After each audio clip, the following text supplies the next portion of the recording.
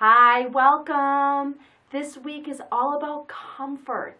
Have you ever been in a place in your life where you just felt so uncomfortable, distressed, with dis-ease, maybe even grieving? I've been there. I know what it's like.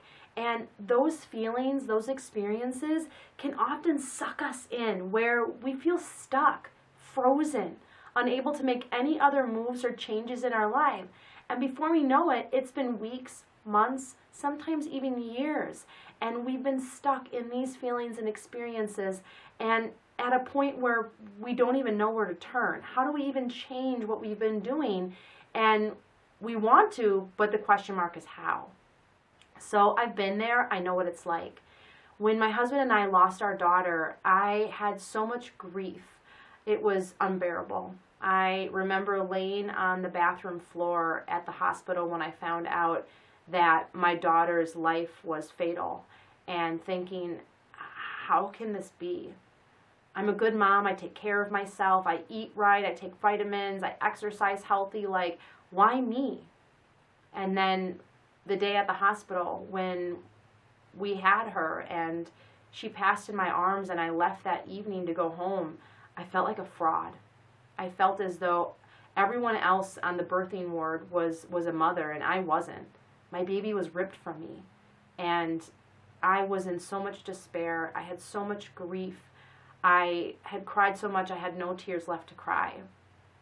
And I spent several weeks grieving deeply and just feeling as though I don't even know what the next steps in my life are. How do I pick up the pieces from this? Will I ever feel whole again?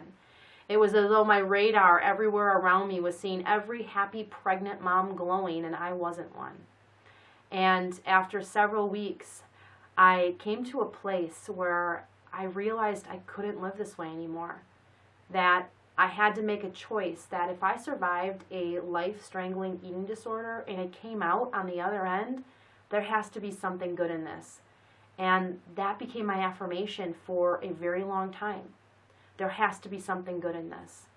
And I have found so many blessings from her short life, 9 years later, over the course of 9 years, than I ever thought possible.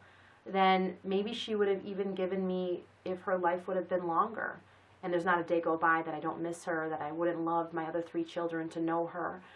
But she has given me so many blessings. She has brought me from a place of deep, deep grief and discomfort to surrender, to comfort, to a place of freedom, where now I am using that experience in my life to help other people. So I don't know where you're at right now in your life, but I can probably attest to the fact that I know what you're feeling. And you have to make a choice today. I choose to find comfort.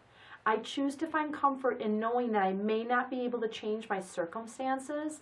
I may not be able to change what has happened, but in this moment right now, I can choose comfort. I can choose to rise up against adversity. I can choose to step out and into possibly a better life, a better experience. But it has to start right now in this moment. Baby steps. And that's just what I had to do. I had to take baby steps, one day at a time, literally. And my yoga practice was my saving grace for me. I took a lot of my grief to the mat. I took a lot of my feelings to the mat, and I would cry and I would kind of explore why I was feeling what I was feeling. I was storing so much of that in my physical body, and my mat became a place of refuge. So I want your mat to become that place for you. Whether you're new to yoga or you're a seasoned yogi, get raw with yourself this week and really take it to the mat. Really be willing to step up and find those areas of discomfort in your life, those areas that maybe you're still carrying grief that you don't even know about, and it's hindering you from really truly being happy. It's hindering you from finding a place of comfort in your life that you can really start living and enjoying living again. So step 1 is joining me this week on this journey through finding comfort, through your journaling, through your practice, and meeting me here every single day and listening to some positive words of encouragement as you move forward on your journey. All right. I wish you a great week. From my heart to yours, from my soul to yours. Namaste.